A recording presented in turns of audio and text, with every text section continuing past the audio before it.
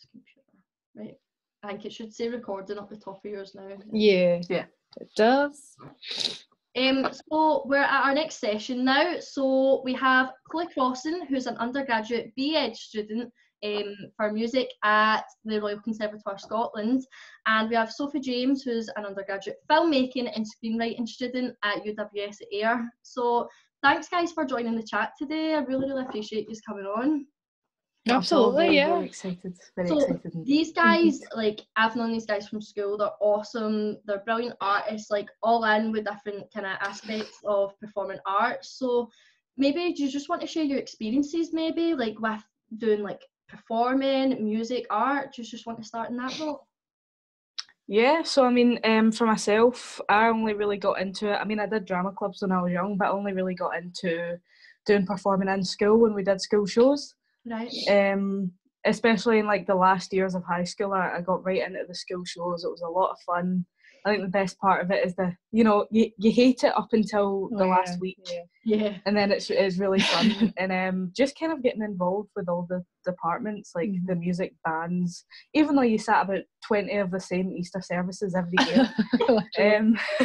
It was just good fun to get the experience. And I did I ended up in a show in Paisley called Do's and Don'ts with this really obscure German director, and I had to stop traffic in a truck, and it was just a really good experience. So I think the cool thing is you end up doing something you never thought you would. Yeah, no, definitely. That's a good point to make. Sophie, do you want to share your experiences? So I'm a Pace kid, right? So yeah, everyone leaves the room. No, I'm kidding. Yeah, I've been doing drama since I was very young because I'm quite a dramatic person, and it's always been a really good outlet for me to not only play different characters but also to like exist in different worlds, which sounds weird, but like I was such a daydreamer as a kid, right? And my mum was like, right, so what can we do to like give you an outlet for your like weird daydreaming thing that you do? So she just put me in Pace because that's what she did with my sister. And that seemed to work fine. So I did that for about, I want to say 7 or 8 years, and I did a lot of shows, and I was not good in a lot of them, and then I think I was quite good in some of them. So but yeah, acting is definitely something that for me it's not necessarily a career path. It's just something I love, and it's so entertaining. Hobby. And it's definitely, it's just such a good outlet for creative people. So yeah. Oh, definitely. Like I always say that like people that do creative arts, like we all kind of have a similar mindset, as in we understand each other through our way of performing, whether that's showing off your artwork, playing an instrument, doing acting. We can all understand it. It's almost like a sense that we all have for each other that it's unexplainable at times, but I'm sure anyone on here that does performing arts or is interested in it will understand that. No, that's very true. Also a really good point you made, like about, so I had this discussion with the last set of people I was talking to, and it's like you don't start something to be fantastic. You start and work your way up to being good. And I think you covered it perfectly, like the kind of idea I was wanting to get across for that. So for that, I'll just get the next question. So that's all right. Based on like art, so Chloe and Sophie are fabulous artists, right? Their artwork is amazing, and I will tag, I'm pretty sure you have a few pages, don't you? Yeah. I'll attach the pages on our interview, and you guys can go check their stuff out. I absolutely love the work they do. They're so talented. It's brilliant. Damn. Honestly, you guys I'm like, I can draw a stick man, and that's about as far as it goes. I don't even be proud of that. Be proud of that. Like, my stick man would look that good. That's art though. It is. It's still art. So I've not actually got anybody precisely coming on to speak about going into a career in art. Maybe that's something I could do in the future. But a lot of the guys I've spoken to, even though they do a career in music or teaching or whatever it is, they still have this sort of passion. As you said, Sophie, like they have this kind of interest for another performing art. So do you guys maybe just want to say like what interested like your passion for art in the first place? Was it school, or did you just draw at home, or? So I've always been into art since I was really young. My mum, she just drew all the time, And she wasn't an artist herself. I mean, she worked in kind of customer service, but she still did art as an outlet. And so I got really inspired by that. Then as I got older, I like just continued to draw, got a wee bit better at it. And then when I hit like higher and advanced higher in school, I started to like hate what I was doing, but I knew that I wanted to do it.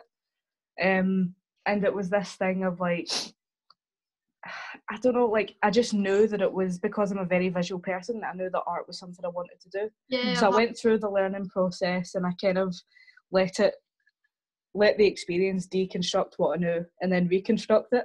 Right, okay. And like since then I'm still just as passionate. I do art almost every day.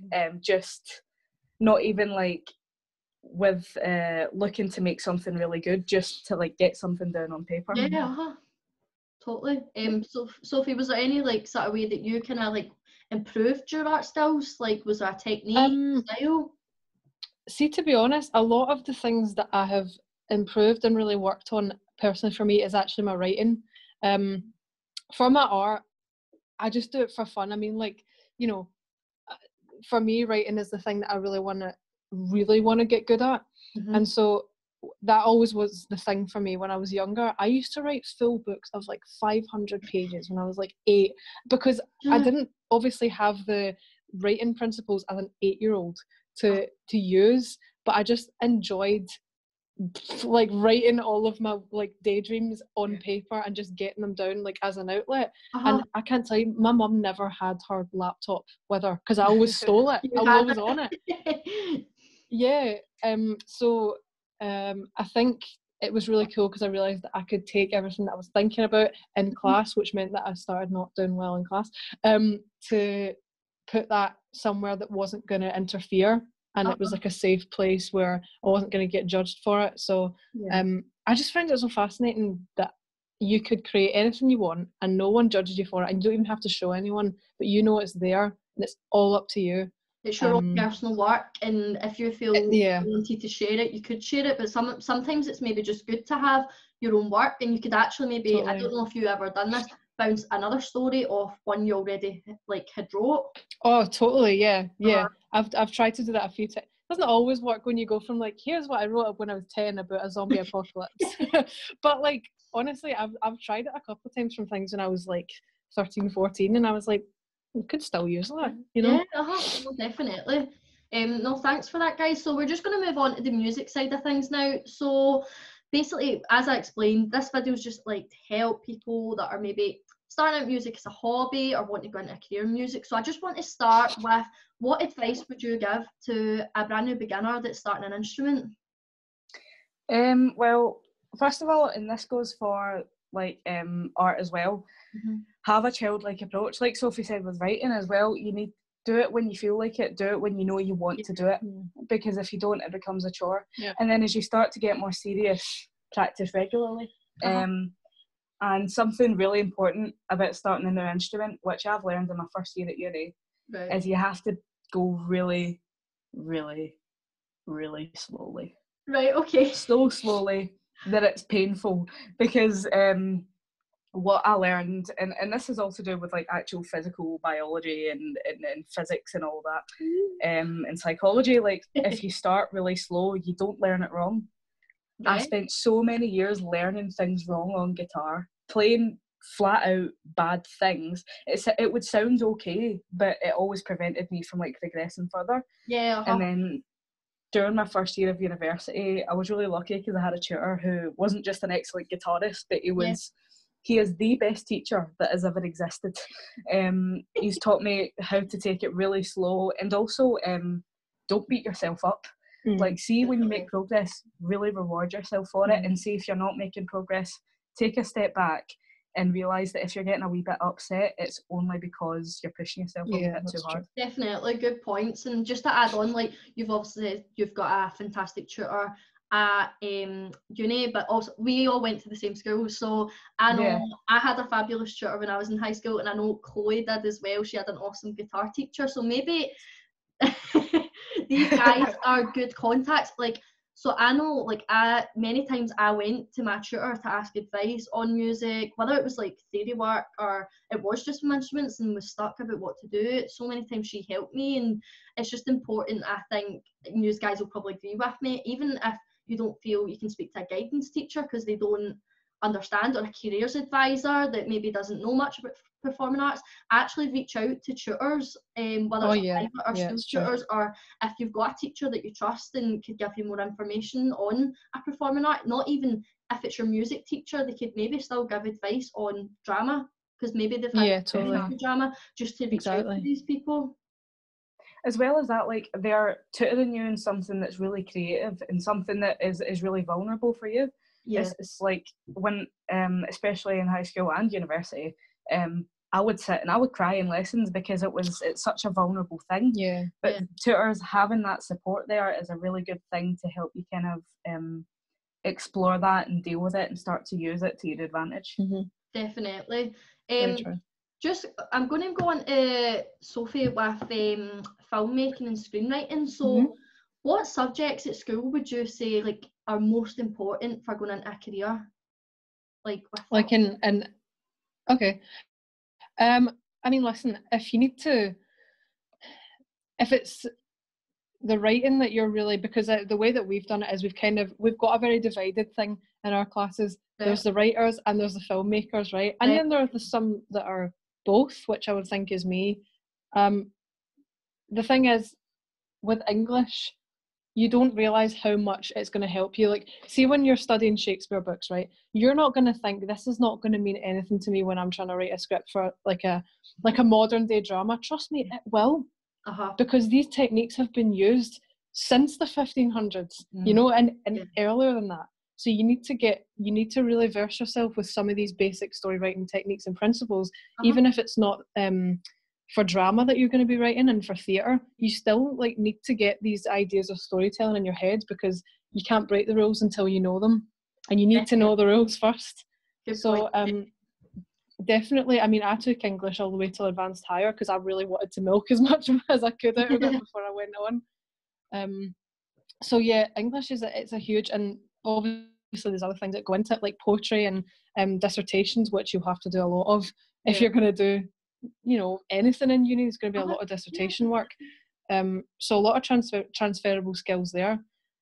Photography, unfortunately we didn't get to take photography, but I would recommend, if there's a photography class, even if it's just a small one, take it, because like you're going to have to get familiar with cameras. I didn't get an opportunity to get familiar with cameras too much until I got to uni, and even then they're sort of like DSLRs, you know, so definitely take advantage of that. And if there's a media studies class, like oh my god, it's just take that, because it's like it's going to be your gateway into transferring all these skills.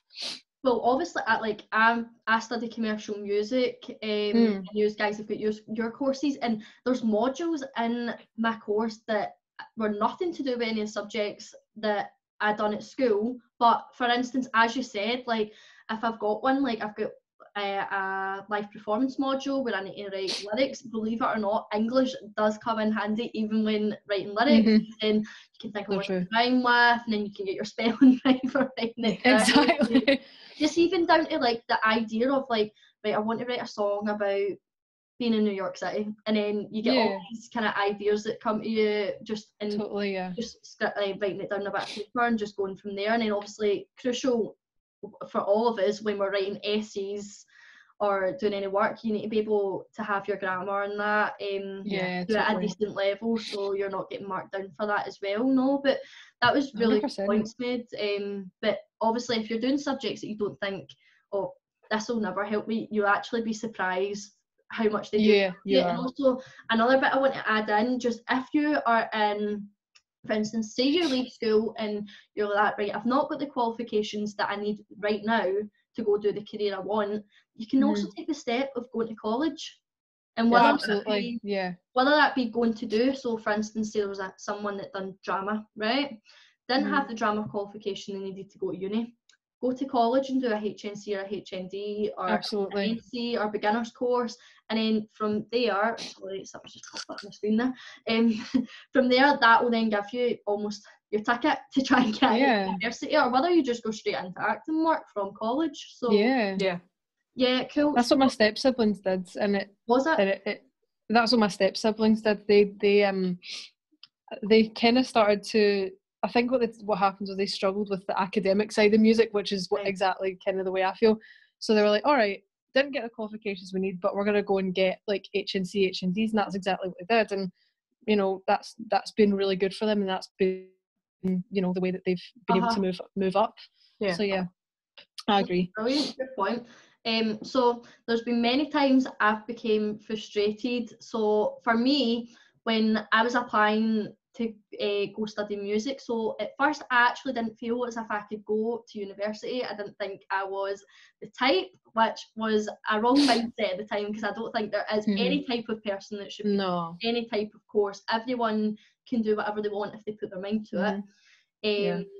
And I was going to college interviews, and I just felt as if I wasn't really getting anywhere at the end of them. I was going and I was auditioning, but inside I just wasn't feeling happy, as if, oh, this is definitely what I want to do for my next steps after school, or whether it's someone that's watching this video right now that's doing a job and wanting to go back and study as an adult to college.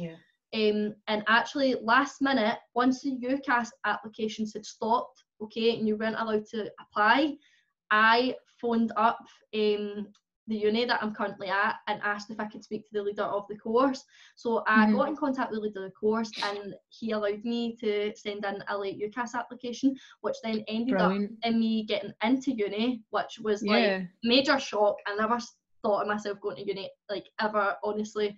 Ask anyone that knows me, I just was like, nope, not the type, I'm not doing it, I won't be able to do it. And now I just absolutely love the course I'm on and thrive in what I'm doing. And now I know at the end of my course I'm going to go into a career that's based from that, which seems crazy. So while I was doing the college interviews, I was getting really frustrated, because I just felt like there was a road and there was just no ending towards it. I wasn't feeling happy until I actually took that risk and just phoned up and asked, and I ended up with the end result that I wanted. So Chloe, I'll start with you. Is there a time that maybe you felt there's been like barriers in the way of like reaching your final destination?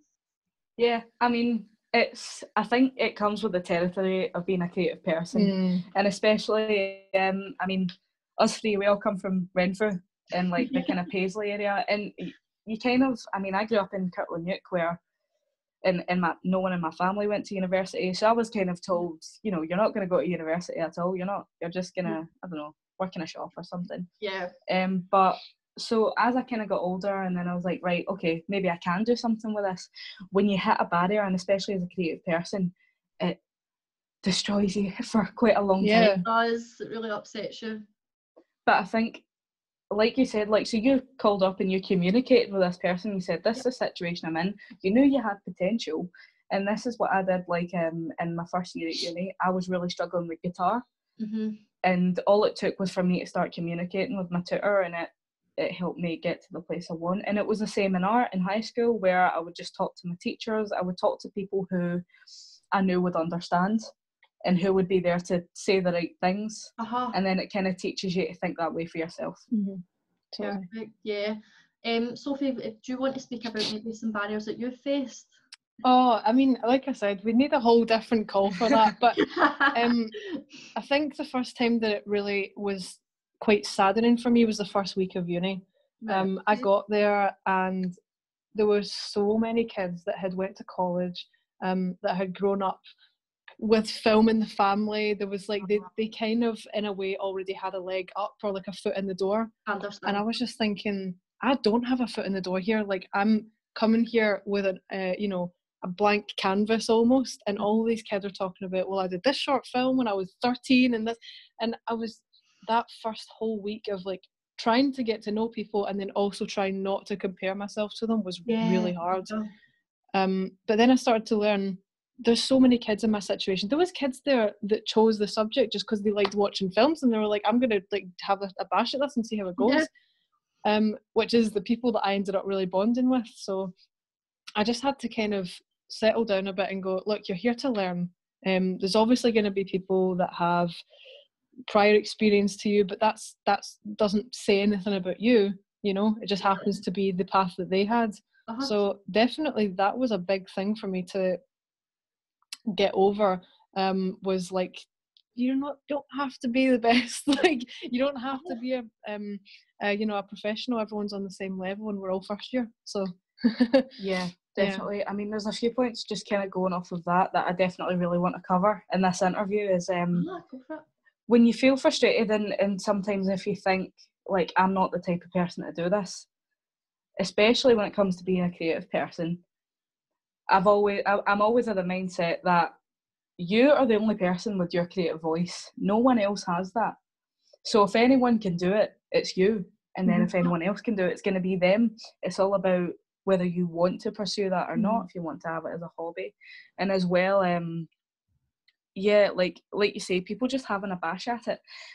Education is about learning. It's not about being the best. It's about making a mess of what you do in your learning experience, and just kind of I mean, I saw a video where someone said it's a destructive process, but it's also a constructive one. And that just defines it perfectly, because it changes it kind of destroys everything and then teaches you a whole load of new things that will be so useful. It's so true.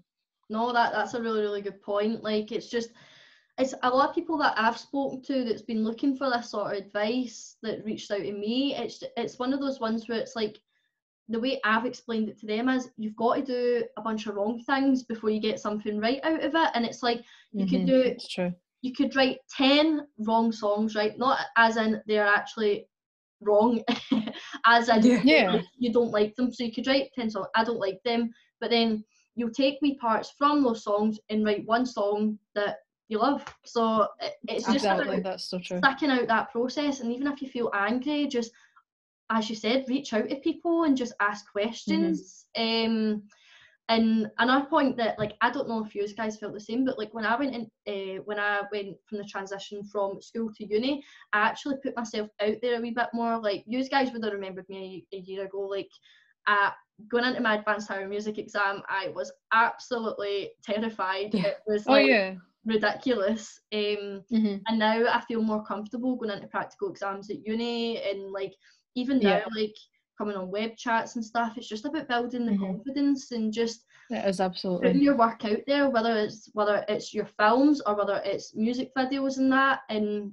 I think, just to touch on again, it's good to have platforms to put your stuff out on. So, music pages, art pages, you could have a film page if you wanted to put your your films in there and stuff. It's just good to have that there, because the only way you will get recognised is by having these things and putting it out there. If people get things bad to say, just ignore them, because I can probably guarantee 90% of the time it's jealousy.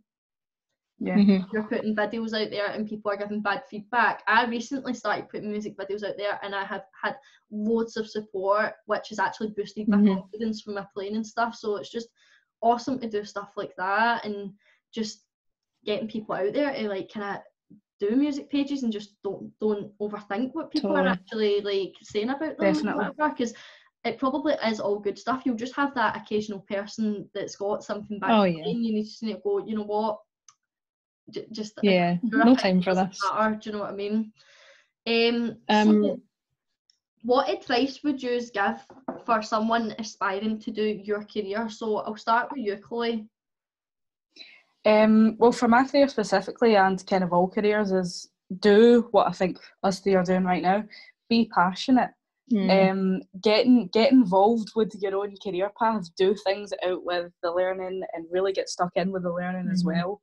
And just take as many opportunities as you can. Embark on projects. Work with other people. Work on your own, and just remember that this is all going to be a learning experience. I mean, I spoke to my computing teacher when I was really struggling on, do I want to do music, do I want to do maths, do I want to do art, and he said to me, listen, there are people I know who are like in their 40s who are changing their career path right this minute because they've realised they've got a big passion that they never took up.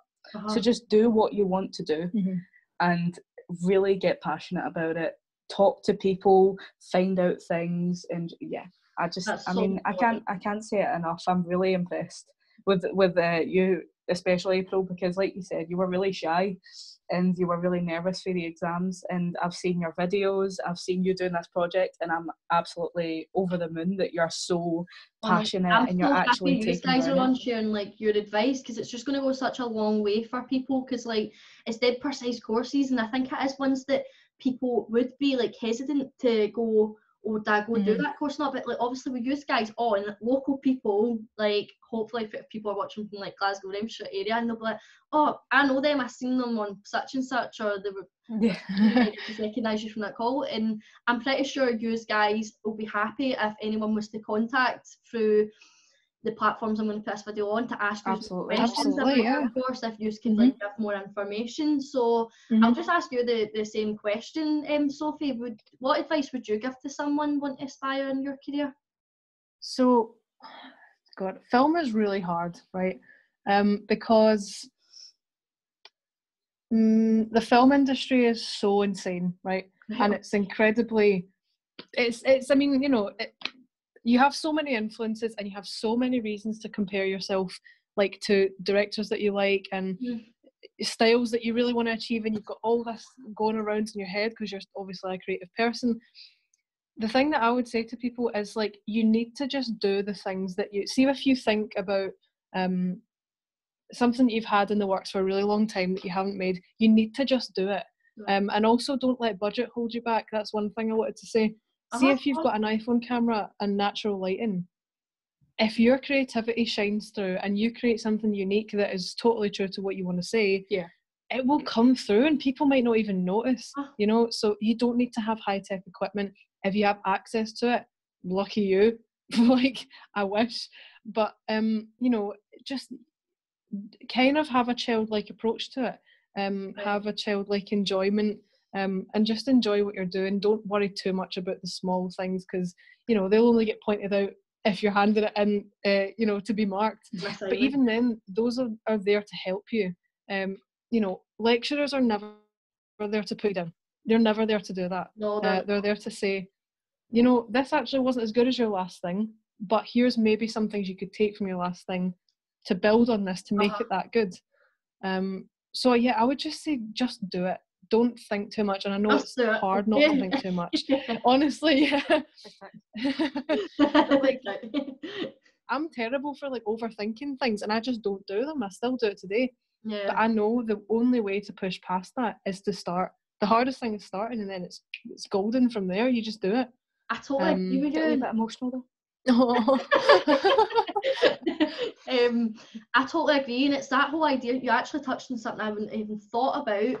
Was you don't need high-end equipment to be able to get the work you produce. And I mean, I seriously swear down when I say this, the equipment I use for my music videos is done via my iPhone. It's done via my iPhone. So if you've got a phone, and I know there are apps for, I don't know, you might need to correct me, there is like apps for creating like wee short films and that on iPhone, isn't there? There's loads. There is actually loads. I would like say I've downloaded some of them and then like taking them off because storage. But like I wish I could like list the ones that I got, but there are actually ones that we got recommended. So if I can find them, I will link them or something. No, as definitely. well. Just the thing with, I mean, I'm going to do a session on this quite soon with Kate Paisley, is all art is accessible. It's like we've all got iPhones now, we've all got laptops, and even if you don't, like, you've got people around you that you can tell a story to. iPhones are pretty powerful as well. That's what I was going to say earlier. 100%. Like, you know, you're not dealing with some sort of like potato camera anymore. It's good stuff. Sorry. But yeah, it's all about just getting your story across, to be honest, because storytelling is the biggest thing in art. It's across all kind of mediums. That is the important thing. And if you have a phone that has a camera, or if you have a phone that has recording, voice recording, if you want to make a bit of music and you want to mess about with that, you've got a voice and you've got a thing to record on. That's a song. You know what I mean? That is music. Absolutely. No, so stuff like that. Really, really good point. And obviously, just for like the likes of going in, like the people I was speaking with in the last call, they were like theatre tech people, and they were actually saying, they mentioned like clubs such as like Pace and that are always looking for people to do stuff like that. Totally. You can go out and volunteer in these sort of places, and even if you want to be a part of it, I'm not too sure how Pace works, but I'm sure you can go and join and be a part of that sort of community. Well, you can do drama work, so like basically once you reach a certain age, I think it's 15, they may have changed it, but when I was younger, at 15 you could go and be a drama worker, and so you can still be in shows, but a lot of it is working with kids. A lot of it is doing workshops outside of fests and plays to work up the kids' confidence. We did a bunch of workshops without like a I don't know what you call them, like the main teacher kind of person wouldn't be there, and it would all be drama workers.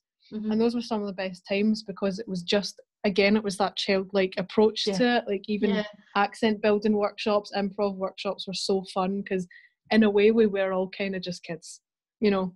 So yeah, definitely do that, because drama working is probably really fun. I wish I'd done it. No, good point. And then just obviously touching like on with teaching, there are, even if you're in like, I was on a placement not that long ago in a primary school, and there was a girl who had 3 periods from school, so she had classes she didn't attend, just like if you're from Scotland you'll know what 3 periods are. Majority of people can use them to study, or they can use them to go get food. Oh yeah, that's what I did. This girl actually used her 3 periods to come in as a sort of student teacher in this primary school, but that was then going to be her sort of experience, and right, okay, I'll see whether I like this profession, and then if I do like it, I'm going to then go and apply at the end of school. So you don't actually need to be left school to go back to a school and volunteer as like a student teacher or whatever, because if you're in with younger kids and say you're in 6th year, they aren't going to know the difference if you're a student teacher or not, if the actual teacher tells them you are or not. So you know what I mean? I mean, I did the same thing during 6th year. When I was kind of 5th and 6th year, I got involved with the arts and the music department. I would just kind of go into classes, say hi, can I help out? And I ended up, I taught 1st year guitar, like quicker than they've ever been taught it before, and they worked really well. And it's not even about whether or not you're a student teacher or an actual teacher. It's about, especially if you're thinking of going into teaching, do you have that kind of innate passion for helping others learn? And if you have that, then be a teacher, please, because the world needs you. Yeah. Okay. No, good point. No, but thanks for that, guys. It was I'm sure this information will just go such a long way for the people that need it. And as I touched on at the start, like, as much as you can read descriptions for courses and like careers and stuff, it's not the same as actually speaking to people about what they do, how they got into it, and that, like, and especially I think what's good is if it's local people, because you're able to reach out to these guys. I think it's important to have as I'd say, a celebrity, like sort of idol that you would like want to be like, but it's also important to have someone like kind of just local to you that you go, do you know, just like yourself.